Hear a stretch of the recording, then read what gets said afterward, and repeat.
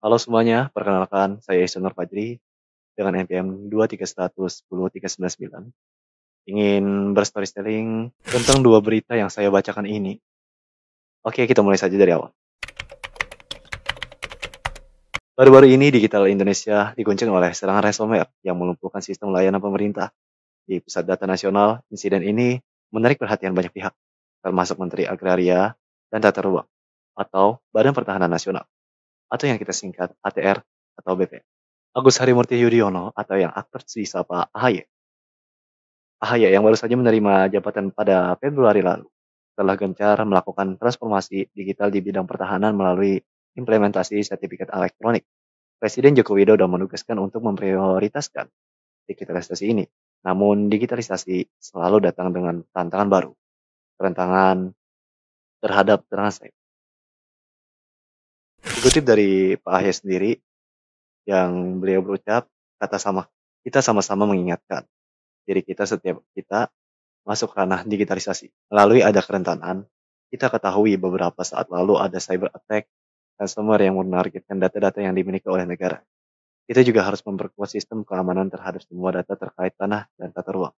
Serangan yang melumpuhi PDN ini memberikan pelajaran berharga bagi Pak AHY dan kementeriannya. Meskipun data-data Kementerian ATR atau BPN saat ini masih belum terintegrasi dengan PDN, Pak AHY menegaskan bahwa mereka terus memperkuat sistem keamanan internal mereka. Dikutip dari Pak AHY sendiri, ini pelajaran kita semua untuk tidak hanya sekedar ikutan digitalisasi, tapi fokus juga dengan pengamanannya. Seperti apa? Kita terus melakukan upaya sistem keamanan dan privasi dari Pusdatin ATR atau BPN sebelum nanti terintegrasi lagi dengan sistem kompleks. Namun, tantangan ini tidak berhenti di situ.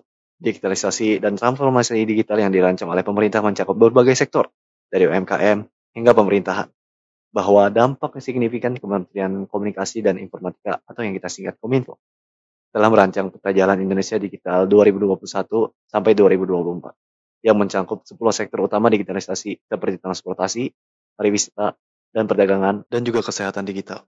Namun percepatan digitalisasi ini seringkali melupakan aspek keamanan cyber. Badan Cyber yang Sandi Negara atau yang kita singkat BSSN mencatat lebih dari 700 juta serangan cyber di Indonesia pada tahun 2022 dengan serangan ransomware sebagai dominasi. Statista memperkirakan kerugian global akibat kejahatan cyber yang bisa mencapai 8,44 triliun US dollar pada tahun 2022. Meskipun Indonesia telah memiliki undang-undang perlindungan data pribadi atau yang kita singkat PDP, langkah ini belum cukup dengan semakin banyaknya aspek kehidupan yang bergantung pada digital dan AI. Keamanan cyber yang harus menjadi prioritas utama. AI yang meningkatkan efisiensi juga memiliki potensi dimanfaatkan untuk serangan cyber yang semakin canggih. Maka beberapa langkah strategis yang perlu diambil, seperti menetapkan standar keamanan cyber, mengembangkan ekosistem industri keamanan cyber lokal, menegakkan hukum dengan tegas, dan membangun pasar yang sehat. Standar keamanan cyber yang jelas sangat penting. Ini mencakup pengelolaan akses identitas, pengamanan jaringan, dan proteksi data, misalnya menggunakan sistem autentikasi multifaktor, enkripsi data, dan firewall. Selanjutnya, pengembangan ekosistem industri keamanan cyber lokal yang membutuhkan dukungan pemerintah, insentif pajak, pendanaan untuk penelitian, dan akses pasar yang lebih luas bagi produk lokal adalah beberapa bentuk dukungan konkret yang diperlukan.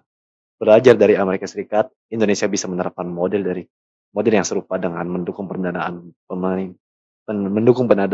penelitian, ekspansi pasar internasional, dan kolaborasi multisektor di Indonesia. Kerjasama antara pemerintah, industri, dan akademia perlu untuk memajukan industri keamanan cyber lokal. Penegakan hukum yang tegas juga penting. Pembentukan unit khusus atau lembaga yang berfokus pada kejahatan cyber, dilengkapi regulasi eksklusif mengenai definisi, kategori, dan sanksi terkait kejahatan cyber. Sangat diperlukan kerjasama antar lembaga nasional dan internasional menjadi kunci, serta peningkatan kapasitas dan kompetensi aparat. Terakhir, regulasi yang memastikan persaingan pasar yang sehat dan melindungi konsumen sangat penting.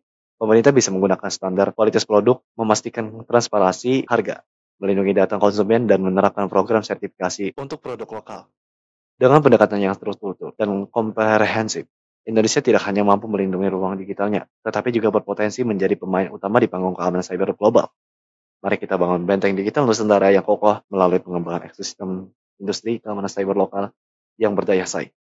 Demikianlah kisah perjuangan Indonesia dalam menghadapi tantangan digitalisasi dan keamanan cyber. Dengan langkah-langkah strategis ini, kita bisa melindungi data dan sistem kita dari ancaman yang semakin kompleks di era digital. Sekian dari saya ucapkan terima kasih telah mendengarkan, dan saya ucapkan terakhir, wassalamualaikum warahmatullahi wabarakatuh.